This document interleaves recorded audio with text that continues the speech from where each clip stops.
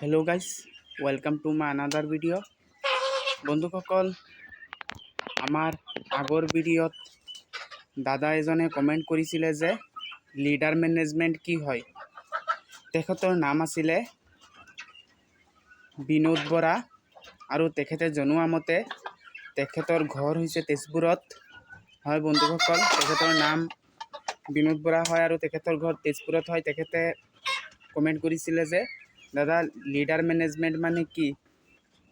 তো leader management হৈছে প্ৰথমতে বন্ধুসকল আপোনালোকৰ লিডাৰ পৰিচালনা, মানে মুৰ্গীৰ যিটো তলত থাকে। আপোনালোকে চাব, আমাৰ স্ক্ৰীনত দেখা পাইছে মুৰ্গীবিলাকৰ তলত যিটো বিছাই দিছোঁ আমি, সেইটোক কয় লিডাৰ। মানে তলত যি বিছাই দিয়ে, আপোনালোকে ধৰক তুঁহ বিছাই দিছে, যিটো ধানৰ পৰা ওলাই সেইটো, বা কাঠৰ গুৰি বা বালি যিটো বিছাই দিয়ে মানে বিচনী, সেইটো লিডাৰ বুলি কোৱা হয়। আৰু যিটো পৰিচালনা কৰিব লাগে সেইটো হৈছে মেনেজমেণ্ট। তো ইয়াকে লিডাৰ মেনেজমেণ্ট বুলি কয়। আপোনালোকে লিডাৰটো ইম্পৰ্টেণ্ট, গুৰুত্ব দিয়াটো মুৰ্গীৰ গ্ৰোথৰ ক্ষেত্ৰত, মুৰ্গীৰ বেমাৰৰ ক্ষেত্ৰত এইটো লিডাৰটো বেছি ইম্পৰ্টেণ্ট। বন্ধুসকল, আপোনালোকে যদি লিডাৰটোত এমনিয়া গেছ বা কোনো ধৰণৰ গোন্ধ বা অলপ বিজি থাকে, তেতিয়াহ'লে আপোনালোকৰ মুৰ্গীবিলাকত বেক্টেৰিয়া বা যিকোনো বেমাৰে সহজতে আক্ৰমণ কৰিব, ভাইৰাছে আক্ৰমণ কৰিব আৰু মুৰ্গীবিলাক অসুস্থ হৈ থাকিব। আৰু চাব, মুৰ্গীবিলাক গ্ৰোথ ঠিক নলয়। সেয়ে লিডাৰটো ঠিক কৰি ৰাখিব লাগে। লিডাৰটো ঠিক কৰিবলৈ হ'লে আজি আমি লিডাৰটো কেনেকৈ চাফ চিকুণ কৰি ৰাখিব পাৰে তাৰ ওপৰত কথা পাতিম, ডিছকাছ কৰিম যে লোকেল মুৰ্গী আৰু সোণালী মুৰ্গীৰ ক্ষেত্ৰত লিডাৰটো কেনেকৈ কি কৰিব লাগে। লোকেল মুৰ্গী আৰু সোণালী মুৰ্গীৰ ক্ষেত্ৰত লিডাৰ আপোনালোকে 1 মাহত এবাৰ চেঞ্জ কৰি দিব লাগে। যদি আপোনালোকে কাঠৰ গুৰি আৰু ধানৰ যিটো তুঁহ ওলায়, ধানৰ মল, এইটো যদি দিয়ে, তেনেহ'লে আপোনালোকে এইটো 1 মাহ পিছে চেঞ্জ কৰি দিব।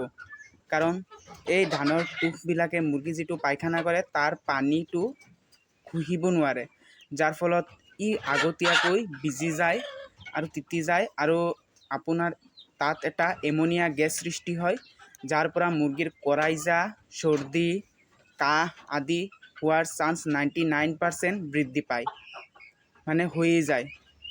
সেয়ে আৰু হোৱাইট ডায়েৰিয়া ডিজিজৰ প্ৰব্লেমটো বেছিকৈ দেখা পোৱা যায় ফাৰ্মত।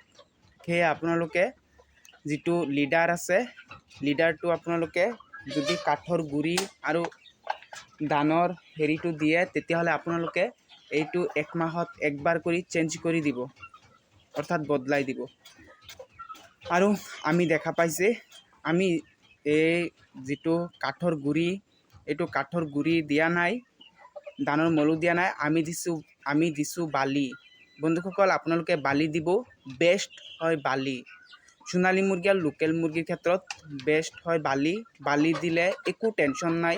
আপোনালোকে যেতিয়া পোৱালি ফাৰ্মখনৰ ভিতৰত ভৰাব, তেতিয়া বালি দিব, আৰু যেতিয়া মুৰ্গীবিলাক মেচিউৰ হৈ যাব আৰু বিক্ৰী কৰি দিব, তেতিয়া এই বালিখিনি মানে উঠাই পেলাই দিব। আৰু আপোনালোকৰ বালিখিনিত একো কৰিব নালাগে, মাহে চেঞ্জ কৰিব নালাগে।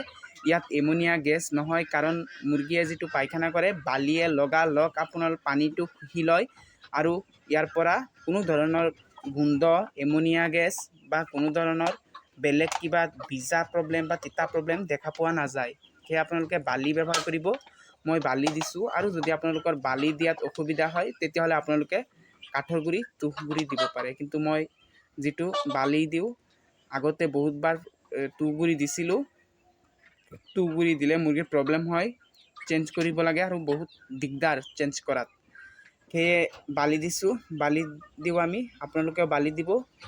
লিডাৰত কোনো প্ৰব্লেম নাই। তো আৰু এটা মেডিচিন আছে B90 স্প্ৰে। এই স্প্ৰেটো আপোনালোকে বালি দিলে মাহত একবাৰ কৰি দিলেই হ'ল। কিন্তু যদি আপোনালোকে তুঁহ গুৰি দিয়ে আৰু কাঠৰ গুৰি দিয়ে, তেতিয়াহ'লে সপ্তাহত 2 দিন কৰি B90 স্প্ৰেটো কৰিব লাগিব। কাৰণ ইয়াত মানে পোক পৰুৱা হোৱাৰ, মানে কীৰা হোৱাৰ সম্ভাৱনা থাকে সেয়া আপোনালোকে B902 ইউজ কৰিব। কিন্তু বালি দিলে এই সকলোবোৰ টেনশ্যনৰ পৰা মুক্ত থাকিব, কোনো ধৰণৰ টেনশ্যন নাই।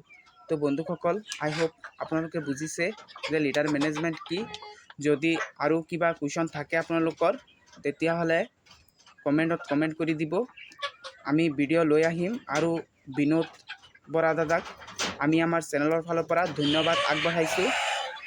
আৰু যদি আপোনালোকে ইউটিউব চেনেলৰ পৰা চাই আছে আমাৰ ভিডিঅ'খন তেতিয়াহ'লে আপোনালোকে আমাৰ চেনেলখন ছাবস্ক্ৰাইব কৰি নিজৰ কৰি ল'ব। আৰু ফেচবুক পেজৰ পৰা যদি চাই আছে তেনেহ'লে প্লিজ আমাৰ ফেচবুক পেজখন ফ'ল' কৰি ল'ব। ধন্যবাদ।